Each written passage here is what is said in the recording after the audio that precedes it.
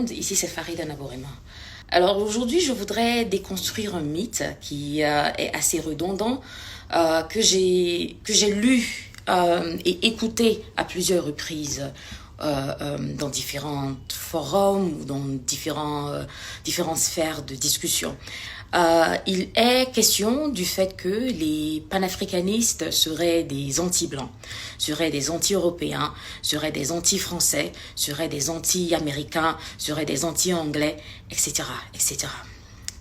D'abord, il faudrait comprendre une chose.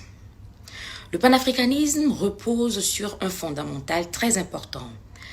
Il est question de la restauration de la dignité africaine.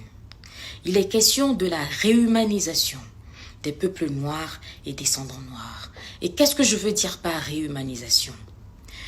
Le capitalisme qui a généré l'impérialisme et qui aujourd'hui se mue en néolibéralisme a fait une chose qui est nécessaire pour sa survie. Il s'agit de déshumaniser les humains. D'abord, il a été question de transformer les Noirs, les Africains, qui ont été ramassés par millions pour aller cultiver les terres en Occident, il a été question de supprimer leur humanité. Ils n'étaient plus vus comme des humains, mais ils étaient vus comme des objets. Alors la sojification de l'être noir, de l'Africain, a été le fondement de l'esclavage et ensuite de la colonisation. Quand on regarde même les textes juridiques qui ont régi ces deux choses, la colonisation et l'esclavage, en France, on a le Code noir qui a été publié au XVIIIe siècle et ensuite on a le Code de l'indigénat qui a été publié au début du XXe siècle. Ces deux codes qui sont des mécanismes juridiques qui expliquent, justifient et tolèrent et favorisent même l'esclavage et la colonisation avaient défini les peuples noirs, au début les esclaves et ensuite les indigènes, comme des êtres subalternes. Nous n'étions plus vus comme des humains, mais comme des unités de production.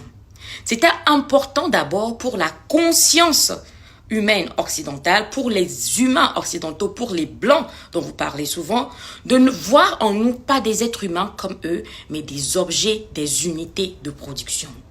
On pouvait être acheté, vendu, revendu, réacheté comme des bêtes.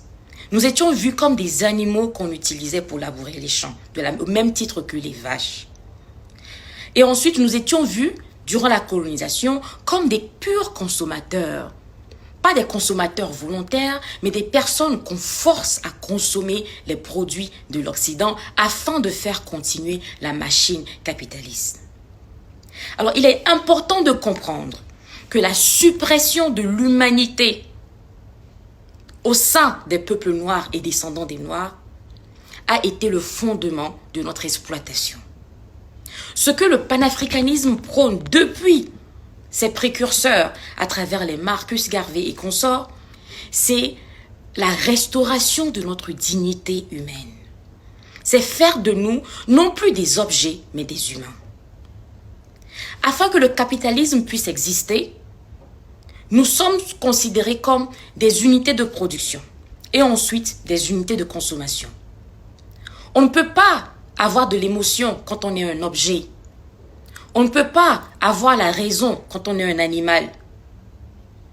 On ne peut pas avoir de la spiritualité quand on est un animal ou un objet. Alors quand on nous voit comme un objet, comme on verrait une bouteille d'eau, comme on verrait un sac à main, on n'est pas coupable et on ne se sent pas coupable d'exploiter un objet. Nous avons donc été exploités sur la base de notre chosification, sur la base de notre déshumanisation. Alors ce que fait le panafricanisme, c'est dire que l'être humain noir est un être humain à part entière. Il a des ressentis, il a des émotions, il raisonne, il sait ce qu'il est bien pour lui. Il peut choisir, il peut décider pour lui-même.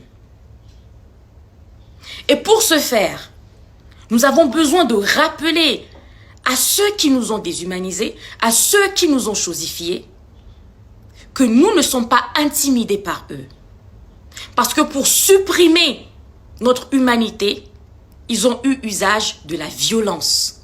Ils ont eu usage de la négation de notre histoire. Ils ont eu usage du mensonge.